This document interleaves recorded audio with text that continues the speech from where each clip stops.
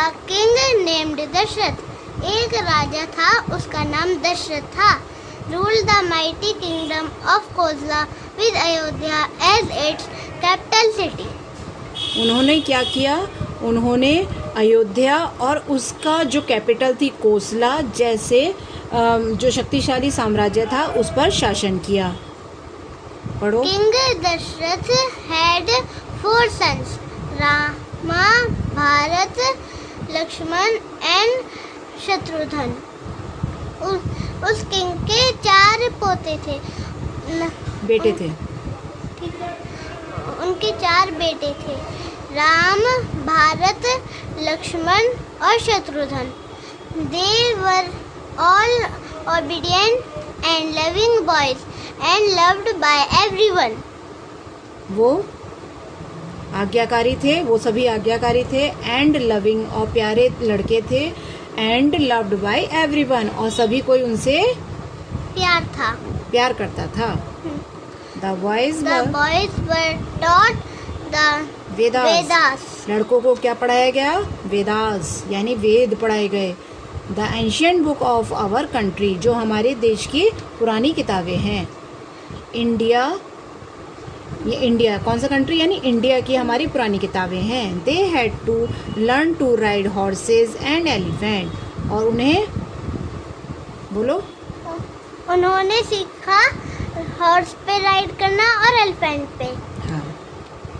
As they grew older, they were taught the art of using weapons like bows and arrows and swords.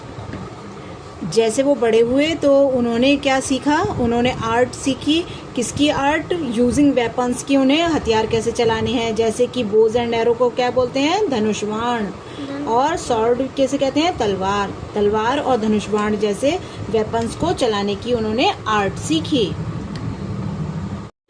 So friends, ये था comprehension या unseen passage की तैयारी. हम लोग ये सोचते हैं कि अगर छोटे बच्चों की क्लास में अनसीन पैसेज या कंप्रिहेंशन आता है तो हम उसकी तैयारी पर ध्यान नहीं देते, बल्कि ऐसा नहीं होना चाहिए. कंप्रिहेंशन और अनसीन पैसेज भी उतना ही ज़रूरी है जितना और सब्जेक्ट्स हैं. हम ये सोचते हैं कि स्कूल में पता नहीं कुछ और भी मैम पूछेंगी तो उसकी तैयारी ज़रूरी नहीं है, जबकि अगर आप इसकी प्रैक्टिस डेली करवाएंगे तब क्या होगा कि उन्हें समझ में आएगा कि अनसीन पैसेज या कंप्रिहेंशन की हमें तैयारी कैसे करनी है, या जो भी एग्जाम में पैसेज आएगा उसको कैसे रीड करना होता है, उसमें से कैसे क्वेश्चंस के आंसर निकालने होते हैं. तो आपने देखा कि मैंने किस तरह से कराया है. इसको एक बार मैं आपको बता देती हूँ कि किस तरह से हमें कंप्रिहेंशन या अनसीन पैसेज की तैयारी घर में करानी होती है.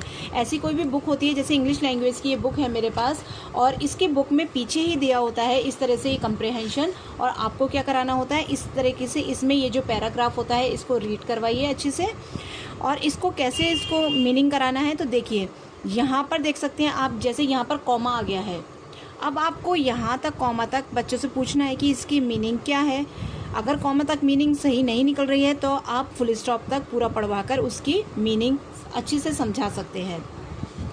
और अगर आप चाहें तो बच्चों से भी कह सकते हैं कि वो मीनिंग अपने आप ही इसकी निकालें, और इसकी मीनिंग अच्छे से निकालने के बाद बच्चों को ये चैप्टर या ये पूरा पैसेज समझ में आ जाएगा कि ये पैसेज में है क्या.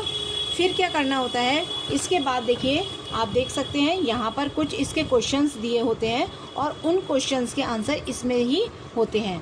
तो उसको छांटने के लिए आपको कैसा करना पड़ता है, जैसे हु वाज दशरथ, दशरथ कौन था. नेम हिज कैपिटल सिटी, उसकी कैपिटल सिटी कौन सी थी. तो देखिए आधा आंसर लिखा हुआ है दशरथ वाज, तो आप कौन क्या बताएंगे, दशरथ वाज अ किंग, और द कैपिटल सिटी वाज, उसकी कैपिटल सिटी कौन सी थी, अयोध्या कोसला.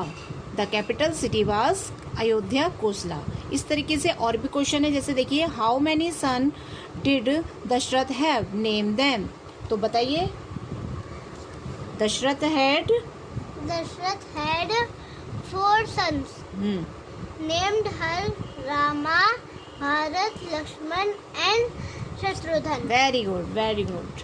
तो इस तरीके से आप अगर आपने अच्छे से ये रीड करवाएंगे तो इनके आंसर आपको अपने आप ही आ जाएंगे। तो मेरा कहने का मतलब ये है कि अनसीन पैसेज की भी तैयारी हम बच्चों को वैसे ही कराएं जैसे हम और क्वेश्चन आंसर की तैयारी करवाते हैं।